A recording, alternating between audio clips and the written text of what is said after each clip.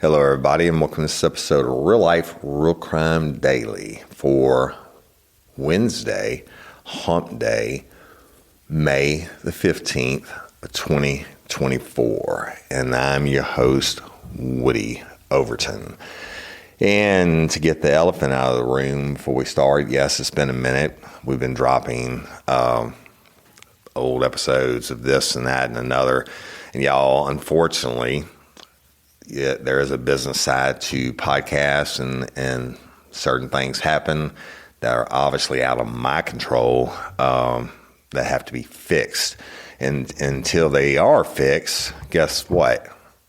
I'm Woody Overton, and I'm going to bring you true crime time for Real Life, Real Crime Daily. And that's all I have to say about that. So, let's go out to Florida. And no, it's not Pinellas County, it's Lee County, where Sheriff Carmine Marcino of Lee County, y'all. Now, this dude is a pretty bad cat. This is from, I was reading this on Fox News, so I'm going to give a shout out to them on this for taking the time to do a story about a proactive sheriff, which I love. So in Florida, the sheriffs have been making headlines of late for their no-nonsense approach amid liberal cities being accused of enacting pro-criminal policies such as eliminating cash bail and reducing incarceration. In Lee County, Sheriff Carmine is no exception. And Sheriff Carmine, y'all, is originally from New York City, believe it or not, or from New York State, which is pretty, you think about that. Now he's the sheriff in Florida because you got to get elected. It's not like it's a appointed position. So maybe he traveled down with his parents when he was young. I don't know the man's history, but I know it's pretty impressive if you're not originally from the state to get elected to the highest law enforcement position in the county. And I don't know if you know this, but like in the state of Louisiana, at least in the state of Louisiana, the sheriff, being the highest ranking law enforcement officer in the parish, can actually tell the state police to get out of the parish if they want to.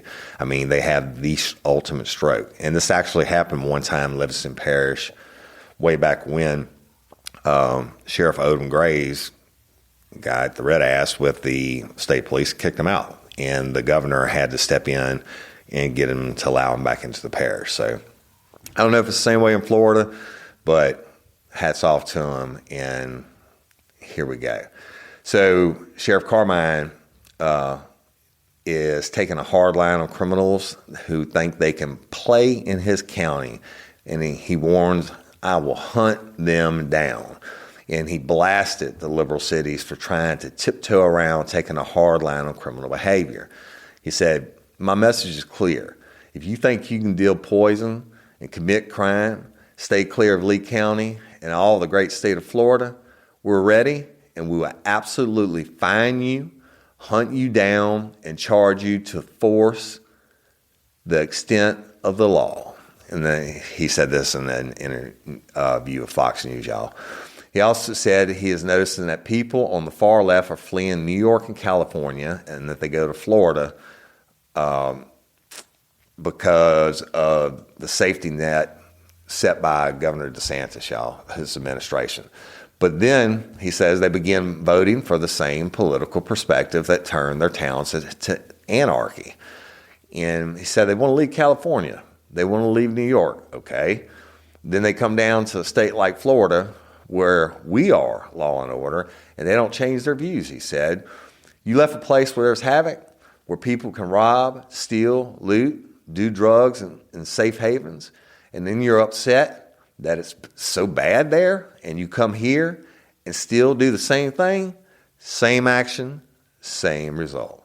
And the sheriff had a clear message for those who kept their voting for the far left policies. He said, go back to the lawlessness you came from. So I tell people all the time, and it's probably not popular to some, if you don't like living with law and order, have a nice day. Leave. Go back to where you came from, because we don't want you here. We welcome everyone to our great state of Florida. But if you think lawlessness leads the way, if you believe that criminals should roam the streets and steal and rob and, God forbid, deal poison to the streets and kill innocent people, you're not the person we want here. You can go back and live with the lawlessness. Well, the sheriff pointed out how people in New York are getting punched in the face in unmotivated attacks. And y'all know it's stupid. But we've talked about this on Real Life Real Crime Daily before. Just people on random videos taking of their friends, they just walk up and knock people out on the street for no reason. I mean, anyway, the sheriff said the world has gone crazy. And he routinely goes viral on TikTok for his massive drug busts and videos with him dancing with a SWAT team outside of the shut down drug dens. I mean, can't get more proactive than that, right? Turn it back on them. The commenters called him more gangster than gangsters and the best sheriff in America. Bro is taking out all the villains and making a diss track of them, another commenter said. Now, since the sheriff was elected in 2018, his department has executed nearly 800 search warrants and worked over 3,300 cases in narcotics with just under 2,000 physical arrests. Now, y'all, that's a lot. Okay, your average search warrant, you get the information in. Then you're going to do as much surveillance on the site as you can. Somebody has to type up the search warrant, go get a judge to sign it. I mean, it takes a long time. And they did 800 of them. And so 18, 19, 20, 21, 22, 6 years, 6 and 8, that's over 3. That's a lot. I can't even do it, the math. And 2,000 physical arrests, all right? So he warned criminals trying to bring mayhem that they will be guaranteed a place at the Marcino Motel. That's the nickname he uses for his jail, y'all, obviously. And the general tone from Florida sheriffs is drastically different than law enforcement agencies in other cities. During a press conference in April of 2022, the Santa Rosa County Sheriff Bob Johnson said home invaders should ideally be shot. All right, good for you, Sheriff. If someone is breaking into your house, you're more than welcome to shoot, he said. We prefer you do that, actually. The comments have gone viral again. Like there's a story in New York City where a woman was arrested for trying to remove squatters from her property. And Sheriff Johnson told Fox News in an interview that he stands by his comments and that's a no-brainer. I said at the press conference, if you shoot accurately and you kill the guy, you save taxpayers money. And I also said if somebody gets killed during a home invasion, the odds of them of reoffending are 0. True that. And we like those odds, which we do. That's what he told Fox News. Now, we've talked about Sheriff Grady Judd, and we have him on the shelf in the studio, in the Vision Podcast Studios. Now, Sheriff Grady Judd of Polk County has made headlines for telling gun-owning residents to turn robbers into grated cheese. Fill them up, right? The Florida sheriff told Fox News that the idea that the criminal justice system is racist is fiction, and it makes him want to throw up. As for whether there may be pro-criminal voters in the county, the Lee County sheriffs asked that they do not vote for him.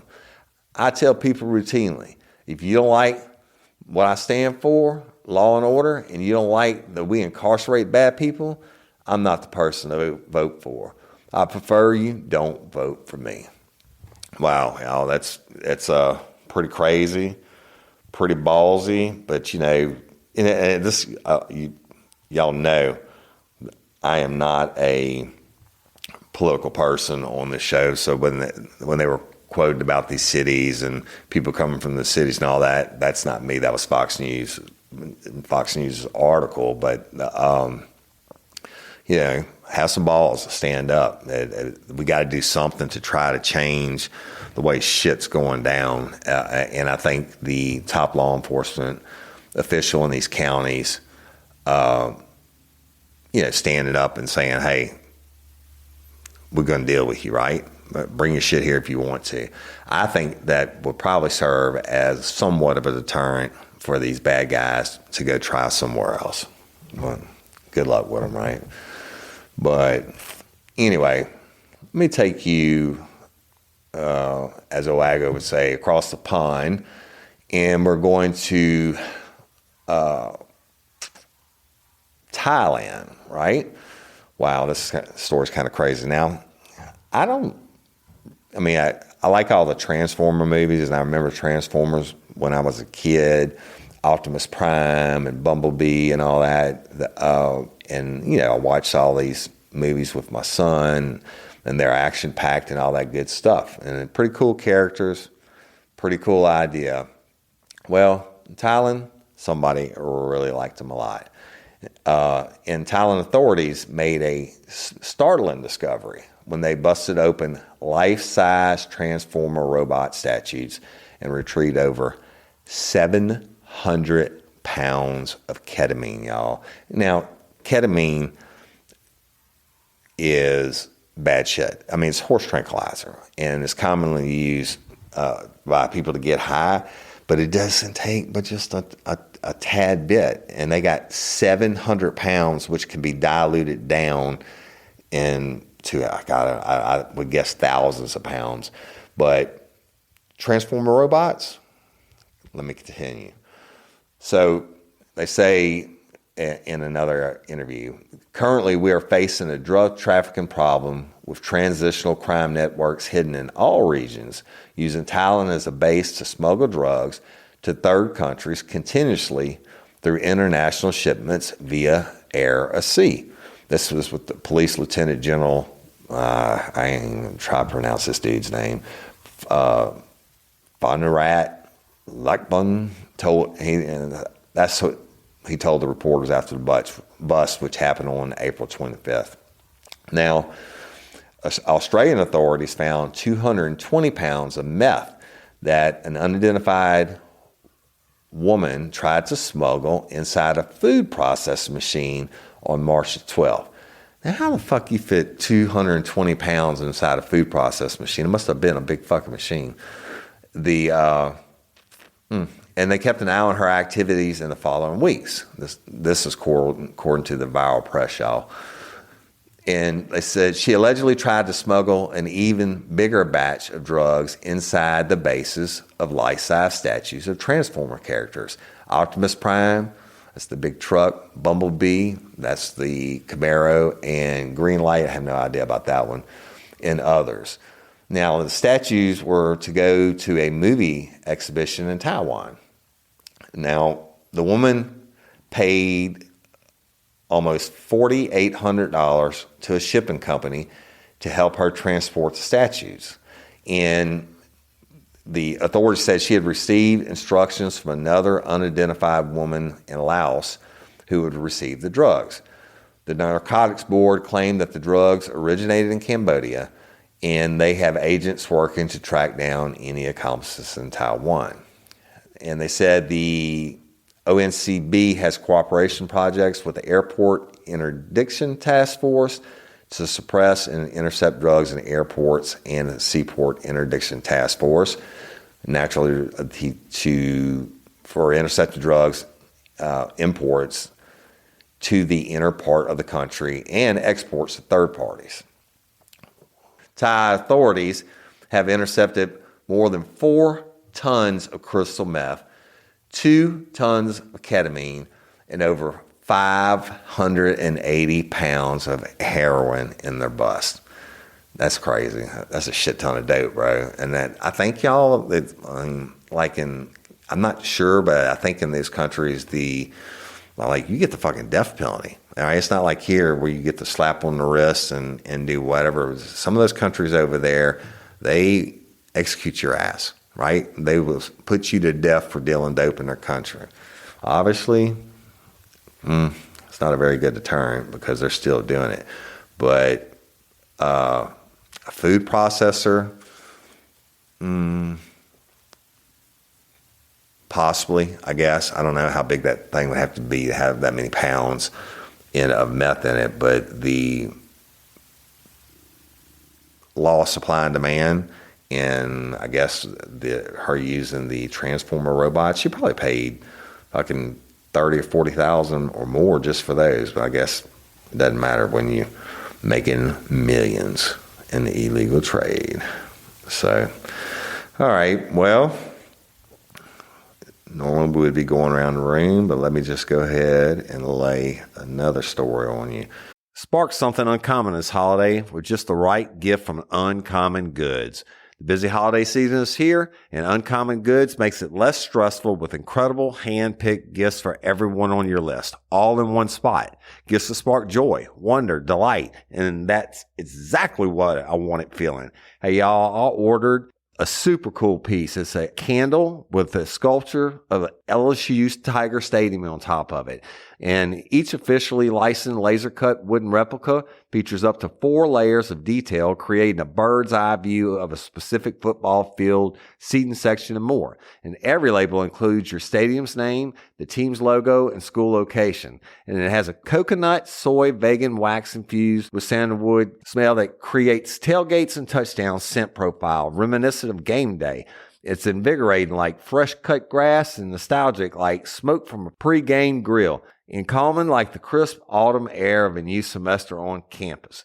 Y'all, I love it. I have it at the base of my TV, and I'm ready to watch the Tigers play on Saturday night, right? Uncommon Goods. Look, when you shop at Uncommon Goods, you're supporting artists and small independent businesses. And many of their handcrafted products are made in small batches. So shop now before they sell out this holiday season. Uncommon Goods looks for products that are high quality, unique, and often handmade or made in the U.S. They have the most meaningful, out of the ordinary gifts anywhere. They even have gifts you can personalize. From holiday hosts and hostess gift to the coolest finds for kids, to hits for everyone from the book lovers to diehard sports fans. Uncommon Goods has something for everyone, not the same old selections you can just find anywhere. And with every purchase you make at Uncommon Goods, they give $1 to a nonprofit partner of your choice. They've donated more than $3 million to date. So to get 15% off your next gift, go to uncommongoods.com/RLRC. That's uncommongoods.com/RLRC for 15% off. Don't miss out on this limited time offer.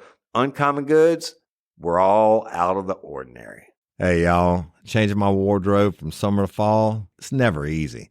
Luckily, Quince offers timeless and high-quality items I adore, ensuring my wardrobe stays fresh and I don't blow my budget. And there's nothing easier than going to Quince and choosing these high-quality items, like cashmere sweaters from $50, pants for every occasion, washable silk tops, and so much more.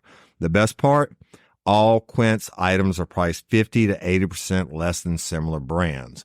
By partnering directly with top factories, Quince cuts out the cost of the middleman and passes the savings on to us. And Quince only works with factories that use safe, ethical, and responsible manufacturing practices and premium fabrics and finishes, and I love that. I got the stainless steel Link Apple Watch band for $59.90. It's heavy duty, it's awesome, and it's like $100 less than I could find anywhere else. And I also got a 100% organic cotton fisherman quarter zip up sweater. The color is alabaster. Man, I can't wait to wear that this fall. And Cindy got the Mongolian cashmere boat neck sweater in heather gray. And I'm telling you, these are classic pieces at a fraction of the price. Make switching seasons a breeze with Quince's high-quality closet essentials.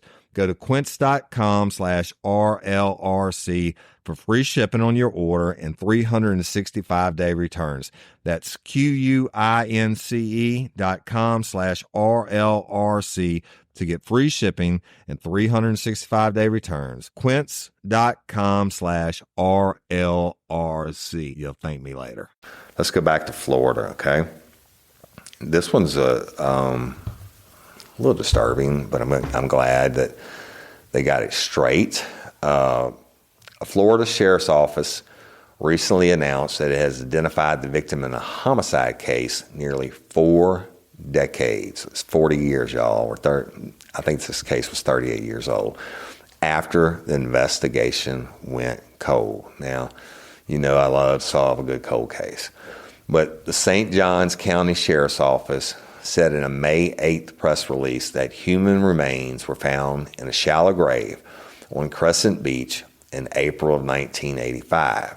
Now, Crescent Beach, y'all, is south of Jacksonville, about 50 miles.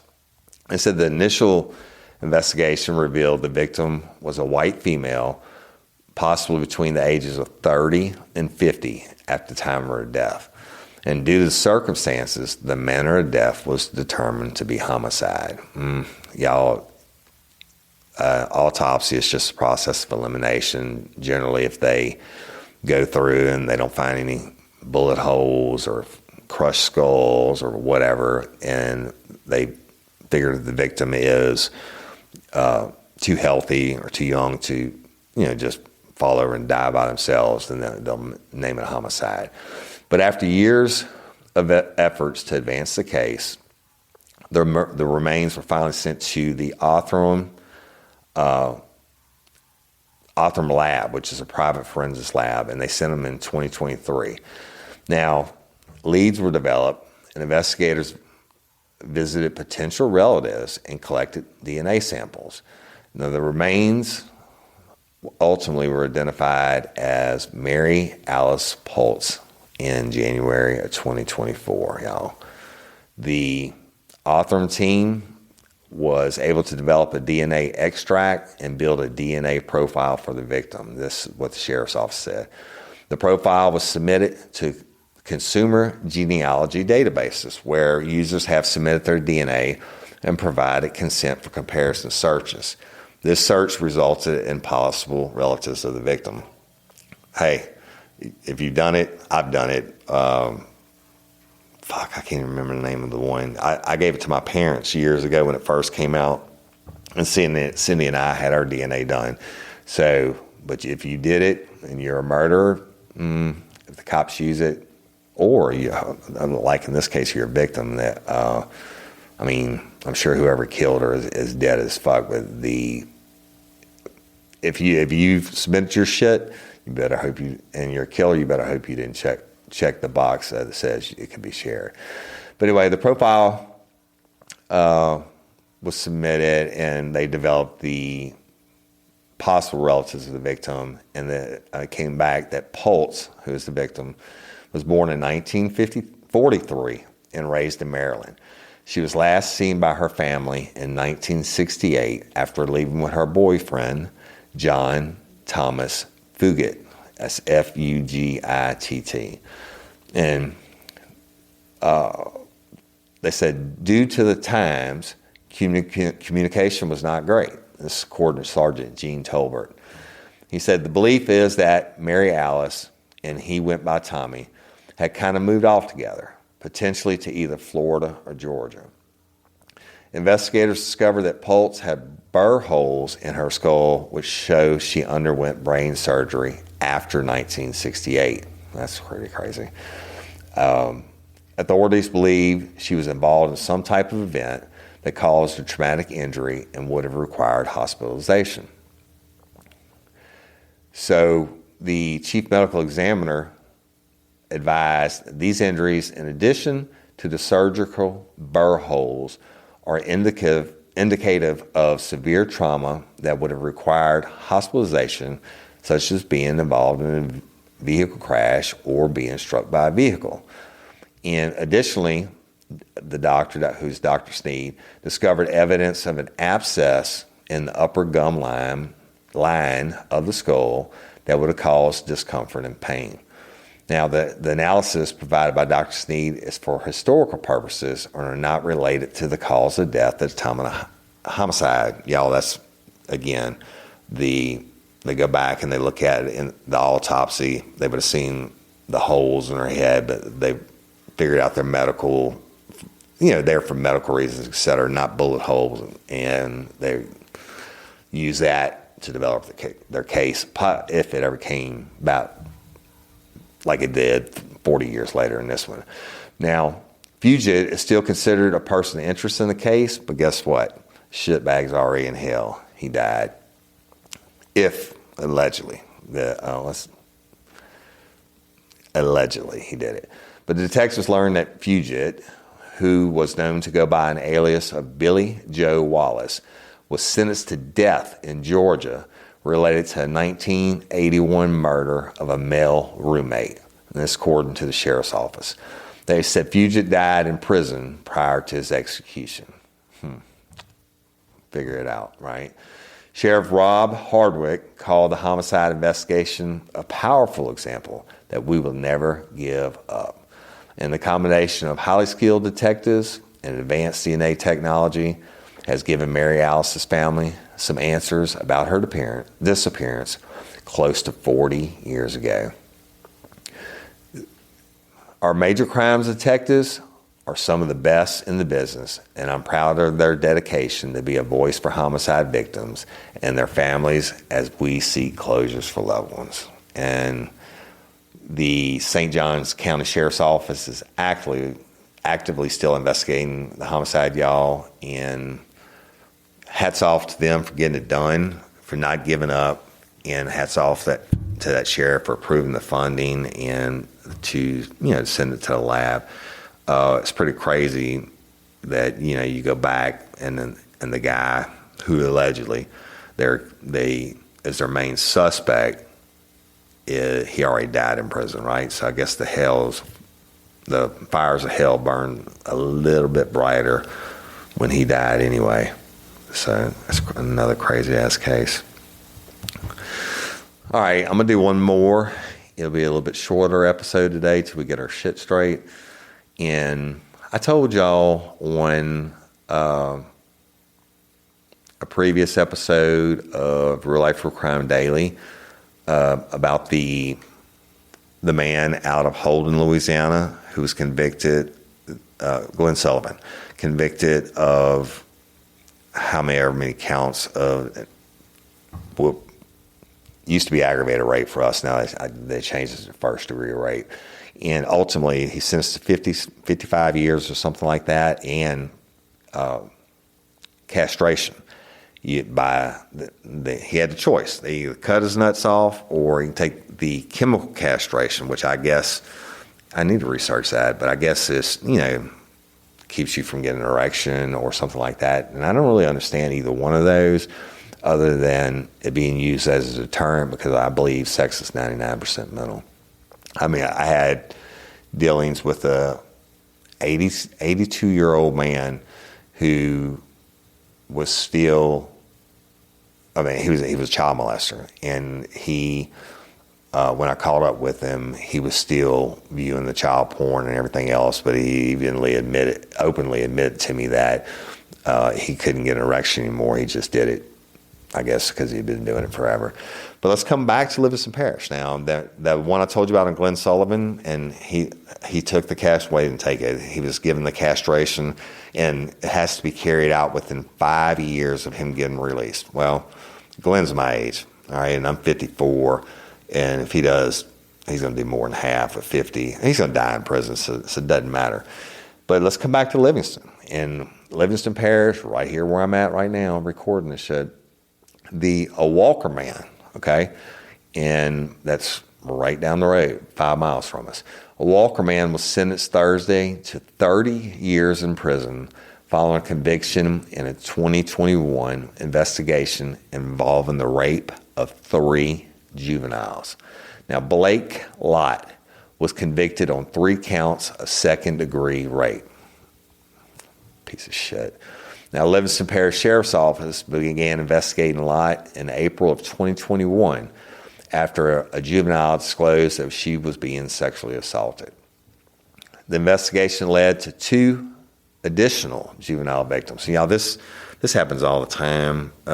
Like on the very first episode of Real Life Real Crime Original, then with Christina, Constance came in and told what she was doing, and we went to their kids first and found that their victims, and then asked through investigation, and a good investigation, asked who else was over and found out the double clutch would get these poor kids over. And over time, she fucking went on. I think we did like 40 victims. So these cases, sometimes you almost want to make them stop, right? Because of the sickness and the badness in it. But shout out to LPSO detectives for continuing it and finding these other 2 victims. And that's, when you read about this shit, these victims, 9 times out of 10, they're not just coming forward. You're going to find out through your first victim, is anybody else you think might have been offended against, and she'll give names, and you have to have the hard talk with these families. And then it's a hard thing to do, and getting those people to come forward and go through the CASA forensic examination, because they're kids, and you got to get the parents involved and shit. I mean, nobody wants their kids to be raped, but then you got to get the evidence from that, and it's just, these cases are just fucking shit tough. But it's like this guy Blake Lott and like David Constance, if the detectives hadn't done their job, he would still be raping other kids, right? But they began to look at him in April 2021, and they got the 2 additional victims to come forward. Guess what? DNA evidence was obtained to corroborate the victims' statements when they went into. You don't interview juvenile victims by themselves. You have to bring them into that CASA, the Child Advocacy Center, forensic interviewer with a professional interviewer. And so a lot of times the kids won't talk, but if they do talk, you're monitoring from a closed circuit TV in another room, and you take that evidence, and you can get your warrant, or regardless, if you're going to try to go out and get any more evidence that's there. And holy shit, they got DNA evidence in this case, which is absolutely outstanding work. And the DNA backed the kids' statements. Y'all, so Lott gets 30 years in prison. I don't understand the shortness of the time, but at least he got 30 years in prison. But he also was sentenced to chemical castration, and he's required to register as a sex offender for life. So I guess I'm gonna look it up. Chemical castration. Again, I believe it's 90% mental, but at least they won't be getting anybody pregnant, I guess. Hold on, I'm gonna look it up for you real quick. Chemical castration. Chemical castration is also called medical castration or hormone therapy. Well, this is probably not right. This is used to treat some prostate and breast cancers. Let's see. Here it is. Let's go with this one from Wikipedia. Chemical castration is castration via anaphrodisiac drugs, whether to reduce libido and sexual activity or treat cancer otherwise. Unlike surgical castration, where the gonads are removed, that makes me cringe, through an incision in the body, chemical castration does not remove organs and is not a form of sterilization. Chemical castration is generally reversible when treatment is discontinued. Although permanent effects in the body's chemistry can sometimes be seen, as in the case of bone density, blah, blah, blah, whatever. In men, chemical castration reduces sex drive and the capacity for sexual arousal. Side effects of some drugs may include blah, blah, whatever. Fuck it. If you have side effects from chemical castration, we don't give a fuck about that. But that's the second one. And that it's only, I think the only other case I ever saw was like in Alabama or somewhere, where I read about that somebody got chemical castration. And I'm going to put it out there. Hey, y'all, let me tell you about Gobble. All Gobble meal kits are pre-prepped. That means less work for you and less waste in your kitchen. Their meal kits include everything you need so you can save time at the store or just skip that trip entirely. I got the box in and I had 3 different meals. I had a Kung Pao chicken, crispy fish tacos, and a beef bourguignon, however you say it. But let me tell you about the classic beef bourguignon. Look, it came with beef pot roast and a beef broth concentrate, red wine demi-glace, cremini mushrooms, cipollone onions, mashed potatoes, baby carrots, and rosemary thyme butter. It was so easy to make. Literally like 15 minutes it took Cindy. And let me tell you something. And all the dishes were fire, but this thing was like a taste explosion in my mouth. It's just unreal. We got to spend more time together and more time doing the things we love because everything came in this one single box right to my door. So see what a difference God will make for your household. Right now, they're offering my listeners a fantastic limited time deal. You get $120 off across 4 boxes plus free shipping and free cookies. And let me tell you, those cookies, I ate one that was sin-baked and it was delicious. Go to gobble.com/real life. That's GOBBLE.com/real life for $120 off your first 4 boxes. This offer is not available on the home site, so don't miss out. This is genius. It's taste explosions in your mouth like you never had. If you're a fucking pedophile or you're a rapist or whatever, and you're in the state of Louisiana, at least in Livingston Parish, they will take your nuts. And I wish I knew which judge did this, because I'm sure I know him. But hats off to the detectives who brought this case home. Hats off to the judge who gave this piece of shit chemical castration, right? And I don't know if I'm going to research it, because on Glenn Sullivan's case, it said he had the choice of chemical or physical removal. I'm pretty fucking sure I would take chemical, but it doesn't really matter because it's not going to happen to me. But I want to see if they actually get the choice or it's the judge's discretion. I bet they're going to challenge the shit out of that on appeal. But anyway, y'all, I know it's a little bit different format, and the deal is, I built Real Life, Real Crime over the last going 6 years, and I'm not going to let anything stop me from doing what the life was love. Okay, and this is going to be different until shit gets straight, and then it'll be what it'll be. But no more replay episodes. I've been assured that I can have the right to get on my own podcast and say what I want to say. And so here I am by myself, El Solo. And I love and appreciate each and every one of y'all.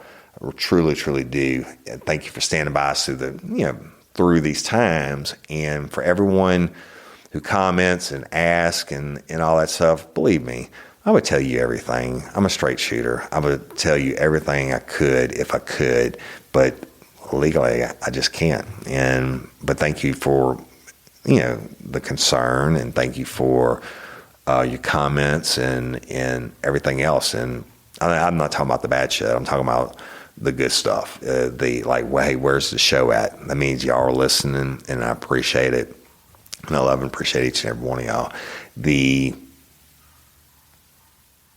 We're going to keep moving forward, and it'll be what it'll be. So segment-wise, kinky crimes, dumb criminals, mile-high crimes, I got to figure that one out. And hopefully it won't be that long, but fuck, you know how things drag out. But I'll figure it out, where y'all send some suggestions on which ones you want, and or send me some ideas on your stories to woody@realliferealcrime.com. A shout out to Leah Marie again for sending me she sends me stuff all the time, and Alex Petru and different ones.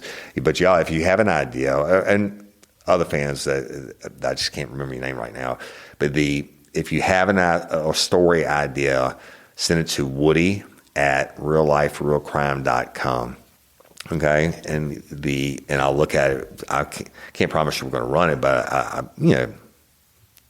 99% chance that I'm going to run it. All right, and I'm going to tell you about this O'Hara's Irish Pub. Now, y'all heard me talk about it. and you heard me talk about it. Well, guess what? It's finally open. And I think it's been open for a week. And it's located 136 3rd Street, Baton Rouge, Louisiana. And that's downtown Baton Rouge, block from the river. It's on the same street where I do my live shows at, the 3rd Street. And guess what?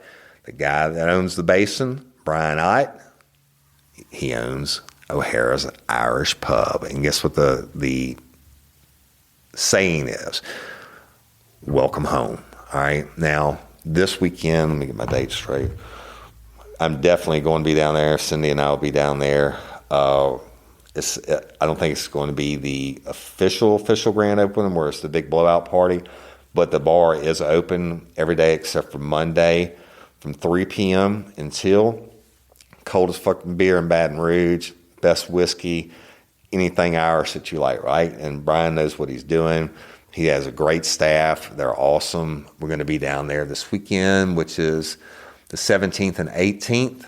Now on the 17th, they always have Downtown Alive, which is only a half a block from O'Hara's, with the bands play and everything else. So that'll be a great night regardless. The 18th, we're going to be there, and I'm probably going to go live from there. Just super cool people. They're huge life. Brian's a huge lifer, and it's a super cool place. When you look at it from the street, you would think it's a small little pub, but it's not. You go in and it opens up. It's multiple sides to the bar, or it's multiple bars inside this one bar, and then they have the big patio area in the back with the fountains and all that with its own bar. So check it out. It's our people. It's our jam. When you go there, if I'm not there, you let them know you're a lifer, and we'll see what Brian hooks you up with. All right. So O'Hara's Irish Pub, 136 3rd Street, downtown Baton Rouge, Louisiana. I will be there definitely this Saturday on the 18th. Come by and say hi. Let's drink a beer together. You might want some Jameson whiskey. I don't know, but I'm drinking beer.